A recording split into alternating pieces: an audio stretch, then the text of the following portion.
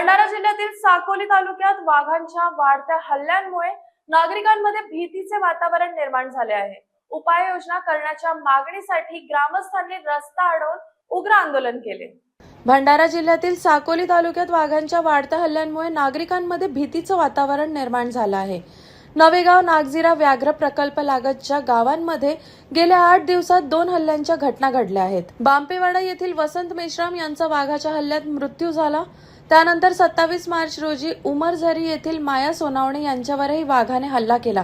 या हल्ल्यात त्या गंभीर जखमी झाल्या। वाघांच्या वाढत्या हल्ल्यांच्या घटनांमुळे ग्रामस्थांमध्ये उग्र आंदोलन झालं।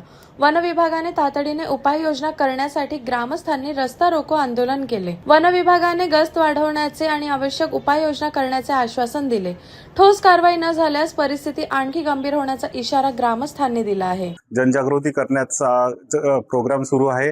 गावातल्या महिला मंडळी विशेषतः जे लोक मोहा वेचायला जातात त्यांना सकाळी त्यांचं प्रबोधन करून जंगलात सकाळी एकटे दुकटे न जाता सर्वांसोबत जाण्याचे वन विभागाने आवाहन केलेलं आहे। तसेच गावकऱ्यांच्या मागणीप्रमाणे आता जी घटना झालेली आहे त्या वाघाला पकडण्यासाठी आमच्या स्पेशल चमू आलेले आहेत आणि आम्ही वाघाला पकडण्यासाठी प्रयत्न करत आहोत। माहिती आम्ही फॉरेस्ट डिपार्टमेंट त्याचप्रमाणे पोलीस अधिकाऱ्यांना या ठिकाणी दिलेली आहे।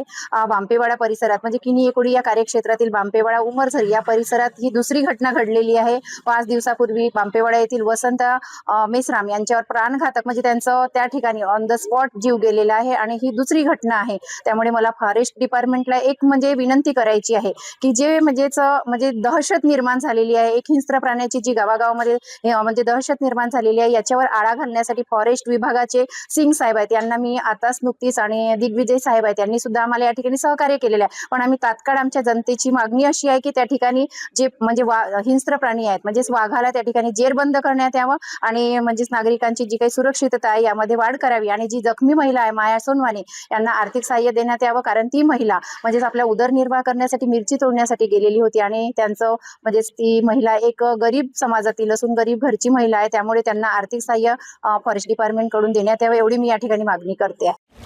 लोक बघतात हा चेहरा असा, तेव्हा डलनेस दिसला तर ग्लो अँड लवली ह्याचे 10 mg विटामिन सीरम त्वचेच्या आतून नवीन सेल्स उभारते। चेहरा बनतो उजळ नव्यासारखा। Glow and lovely glow up.